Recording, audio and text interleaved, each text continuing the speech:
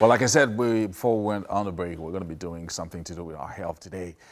This morning we have Dr. Lawson Babajide in the building. He's a consultant orthopedic and trauma surgeon.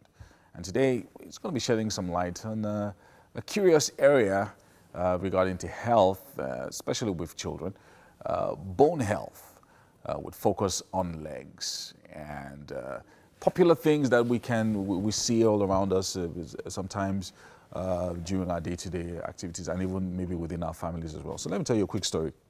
So I had this niece who, while she was growing up, when she was about maybe 18 months or so, her legs just went bow. And the parents were, it was like the first child, the parents were scared, they were afraid, they were like, is this how she's going to be? Because she was really walking like, so the legs were bow. But after a while, by the time she was 3, the legs had straightened out, which was a pleasant surprise for everybody. So maybe we should start from there. What was the cause of the bow leg and how did it eventually straighten out, and what are the things people should pay attention to when it comes to leg health, as it were? Good morning. Nice story. Thank you for joining us. And I'm sure the issues, being a girl, everybody's very concerned about the legs coming out right. Yes, exactly. Heels and all the things later on. Okay, so first thing is to think of normal, and which is usually a range, and then a variation. So when kids are born, they usually are not able to see what position the legs are because they're not yet walking. So it becomes clearer once the kid starts to walk that, okay, these legs are not straight. So maybe bow. Now, so there's what we call physiological, that's the normal. So kids, when they are less than 2 to 3 years, tend to be bow. So in general.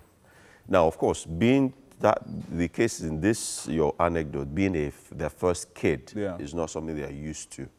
Now, of course, I've had parents come in and talk that, but her brother was not like that, or her elder sister was not like that. So we all can't be the same. We're not all the same complexion, same height, but the general tendency is that in kids, when they are born, the tendency is up to 2 to 3 years, they are bow. Their legs are bow. They are bow. Then something now happens. At about 3.5, they start to have knock knees.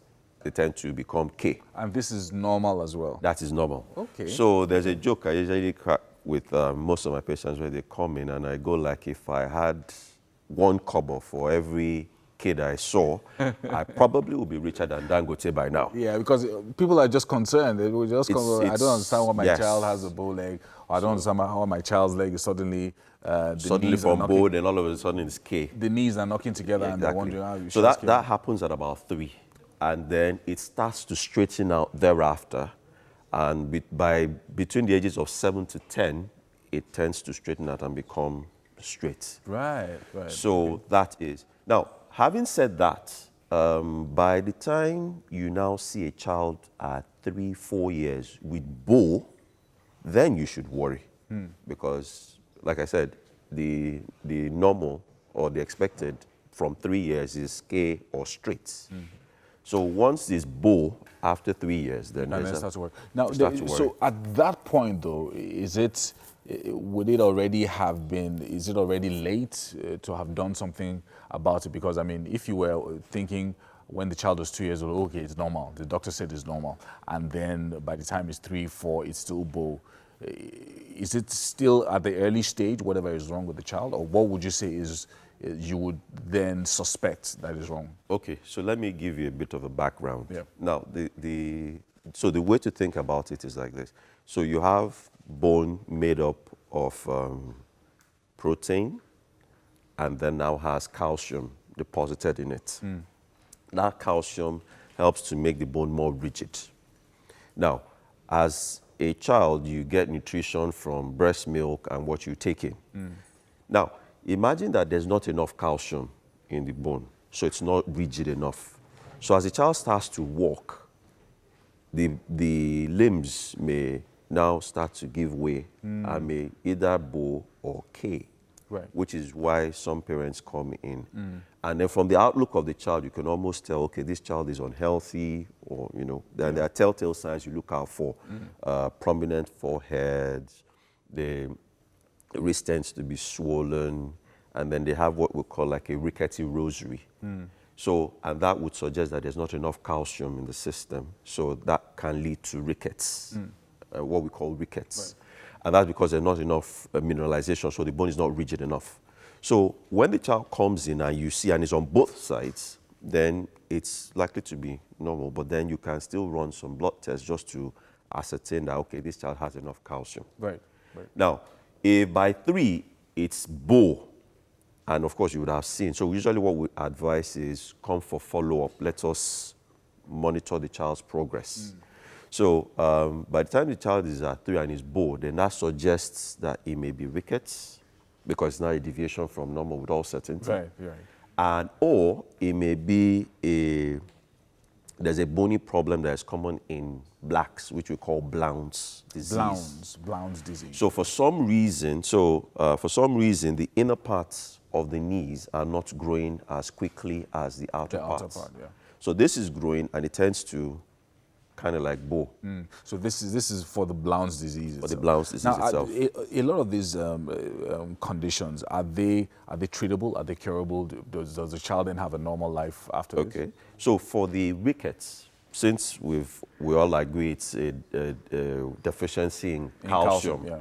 So once you can detect that, okay, this child has an issue with calcium. And so another part, some background, calcium is important from dietary sources.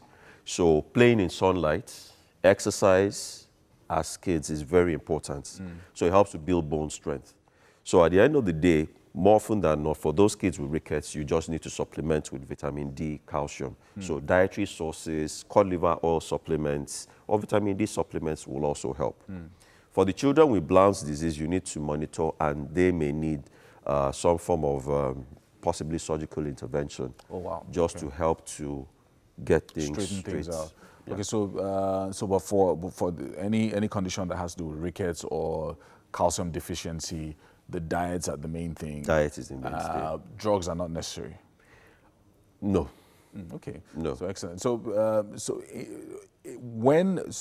I've seen cases where I've seen older children that still display. And when I say older, I mean like 8 or 9. Yep. Still display K legs and also bow legs as well. Yep. So at that point, is it late? Okay. So for instance, maybe the parents weren't really paying attention, or they didn't have that information that you're giving us now. Okay, so you need, again, context matters. Yeah. How long has this been going on for? So the length of time tends to give you an idea of what the problem is and how extensive your intervention has to be. So rickets can come up at any point in time, meaning that if the diet for any reason is not sufficient or adequate, the child can have a nutritional deficiency along the line. So 8, 9 is not too late. And even, let me shock you a bit, even adults, there's an adult component that similarity to rickets, which we call osteomalacia. So even as you are, if you're not taking enough vitamin D, you can have issues with your bones. Wow, okay. So it can happen at any age. Yeah, so it can happen at any age, and at that point, you can then begin to do whatever interventions that is required to ensure that the bones are straight. Exactly. So, in general, what would you say? What would you advise, especially, parents of young children? What would you advise that they do? Okay, so everybody, they say, okay, we have normal children, but on a continuous basis, as a lifestyle thing, what should people focus on when it comes to ensuring that there's good balance in the diets focused on bones? 3 things. 1, diet rich in calcium, vitamin D, milk, or cereals fortified with calcium, vitamin D. Vitamin D supplements will help. Sunlight. So, keeping kids cooped up doesn't help. Anything between 11 to 3 p.m., you need just 15 to 30 minutes of sunlight. And remember, as kids, we used to have break time around that time. Yeah. And that's when we go and play football in our shorts and stuff like that. That was very helpful. Number 3, weight-bearing exercises, running, jumping. So you find that when you go on break and it's around that time and you're running around on the football pitch, you're actually killing 2 birds with 1 stone. You're getting sunlight, which would help to produce vitamin D in the body, and you're also exercising the bones. So it's kind of like follows that mantra. If you use it, if you don't use it, you lose it. Right. So exercise, let the kids play, let them have fun. Push them out of the house. They should go out and have fun instead of just locking them up. Yeah. Very important. Thank Too you so much much. PS. Thank you so much, Dr. Lawson, for joining us this morning. I'm sure that people are learning quite a bit. And if there was anybody harboring any worries, looking at your 2-year-old child and shaking your head, there's nothing to worry about. It'll